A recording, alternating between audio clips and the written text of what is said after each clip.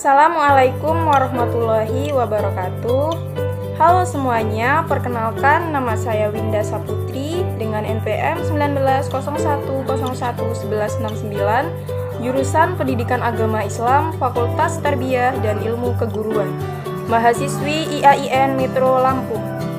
Pada video kali ini saya akan menjawab 5 pertanyaan ulangan tengah semester yang telah diberikan Ibu Nuriyah, MPDI, selaku dosen pengampu mata kuliah Al-Quran Hadis dan pembelajarannya. Oke, mari langsung saja kita simak videonya. Baik, langsung saja pertanyaan yang ke-1. Bagaimana konsep Merdeka Belajar Pendidikan 4.0? Konsep Merdeka Belajar sangatlah berbeda dengan kurikulum yang pernah ada dan digunakan oleh pendidikan formal di Indonesia. Konsep pendidikan baru ini sangatlah memperhitungkan kemampuan dan keunikan kognitif individu para siswa.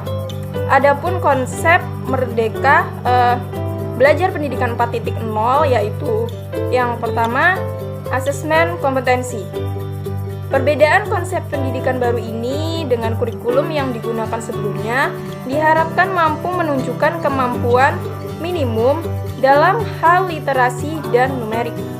Fokusnya sebanyak apa dari siswa mampu mendapatkan nilai melalui cara berpikir kritis menggunakan kemampuan guru tetapi kognitifnya.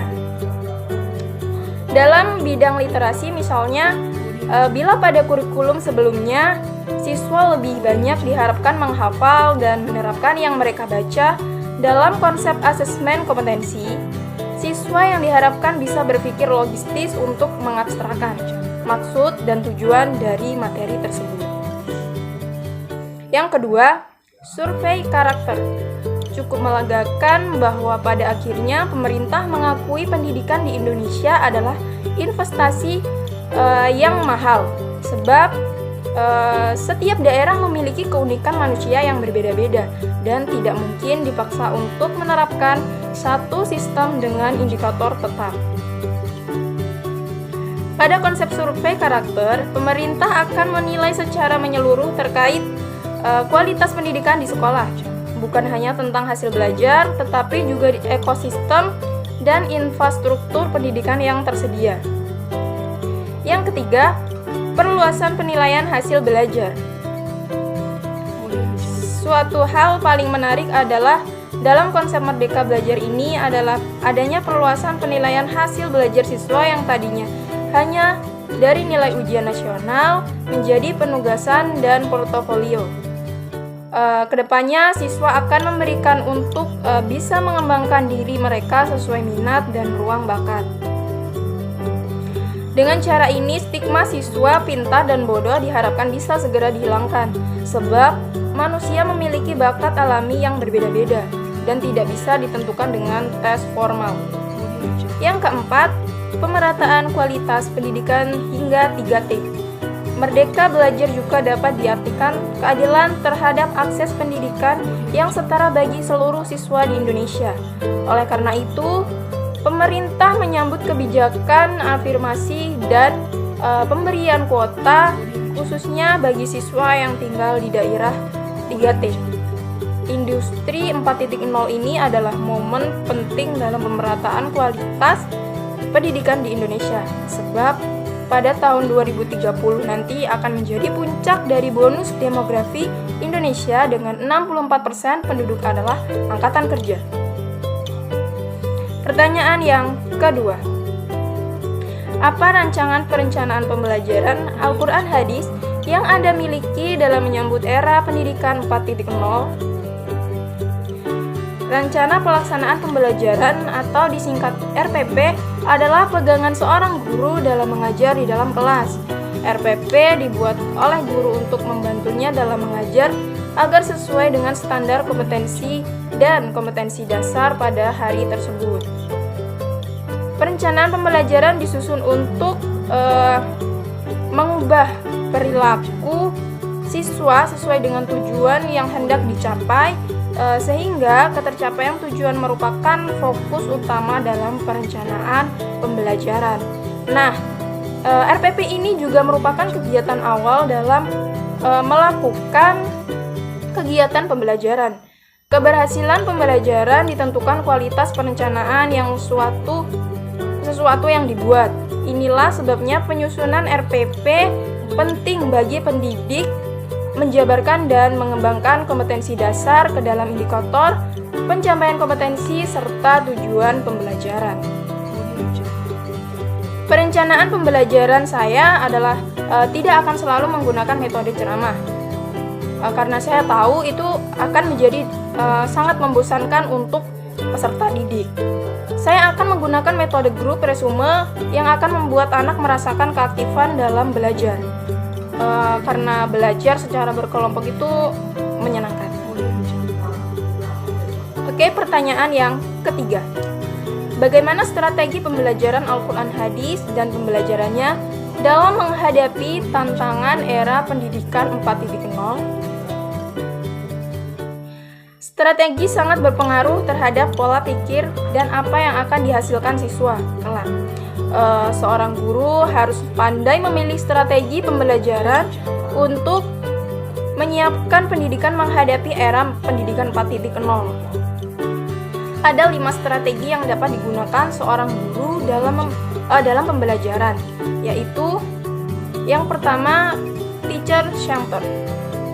Karena guru adalah sumber satu-satunya dalam kelas, guru mampu menjelaskan pembelajaran siswa untuk memberikan waktu menulis catatan di papan tulis. Latihan soal, lalu pembahasan dan dilanjutkan dengan penilaian. Yang kedua, adanya kesempatan untuk berkembang dan berprestasi.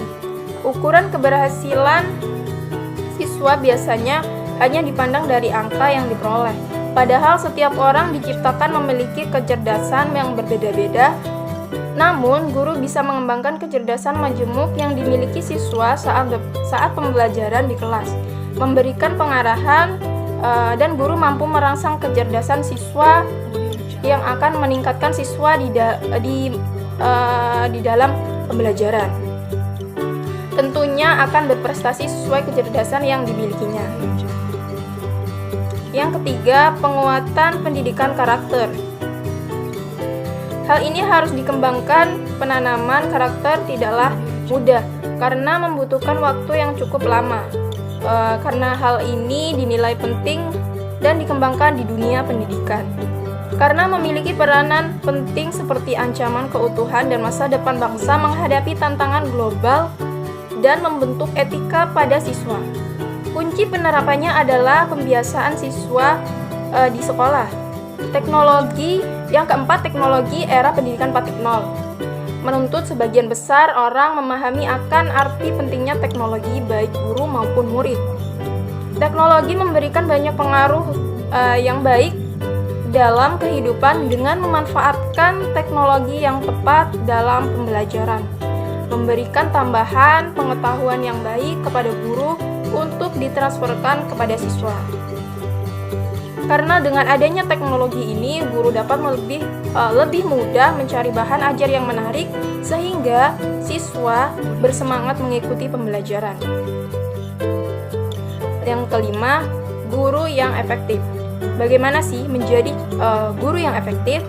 Jadi guru yang efektif itu tidak hanya mengetahui pembelajaran, namun bagaimana guru itu mampu menyampaikan pada siswa dengan baik dan telaten. Oke, pertanyaan yang keempat. Bagaimana pengembangan media pembelajaran Al-Quran Hadis dan pembelajarannya yang sesuai dengan era pendidikan 4.0?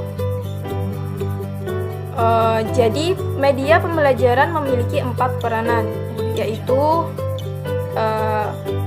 peran sebagai penarik perhatian, peran komunikasi, peran ingatan. Karena media pembelajaran sangat membantu proses belajar, media merupakan penyalur dapat menarik perhatian siswa.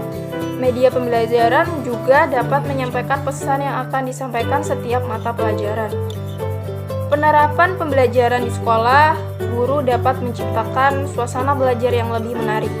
Perhatian dengan memanfaatkan media pembelajaran yang kreatif dan inovatif. Itu adalah syaratnya. Sehingga pembelajaran dapat mengoptimalkan proses dan berorientasi kepada prestasi belajar.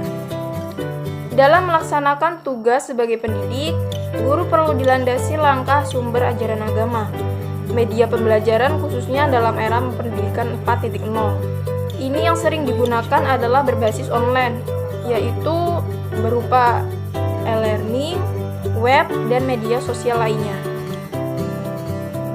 Pertanyaan kelima, apa pendapat Anda yang tentunya didukung dari teori terkuat terkait evaluasi pembelajaran Al-Quran Hadis dan pembelajarannya dalam suasana yang berdampingan COVID-19? Melakukan proses pembelajaran di era saat ini yaitu merupakan suatu tantangan yang baru bagi dunia pendidik. Saat ini pembelajaran menerapkan sistem pembelajaran jarak jauh atau yang sering disebut dengan daring. Penerapan pembelajaran daring ini menuntut kesiapan bagi siswa dan pendidik, penyediaan layanan pendidik atau siswa itu sendiri. Pada dasarnya, evaluasi adalah memberikan nilai berdasarkan kriteria tertentu. Kegiatan evaluasi merupakan kegiatan integral yang tak terpisahkan dari kegiatan pembelajaran.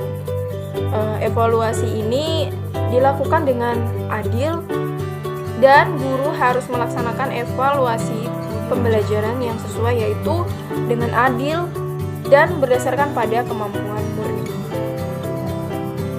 Oke, itu saja 5 pertanyaan yang dapat saya jawab. Kurang lebihnya saya mohon maaf.